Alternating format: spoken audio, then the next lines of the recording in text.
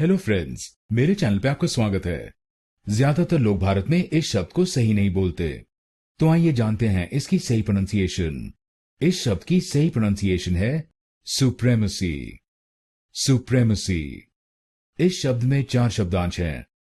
पहले शब्दांश को यानी SU को बोलिए सु। सु। दूसरे शब्दांश को यानी PREM को बोलिए प्रेम।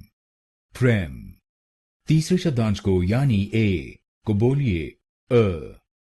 अ। और आखिरी शब्दांश को यानी CY को बोलिए सी। सी।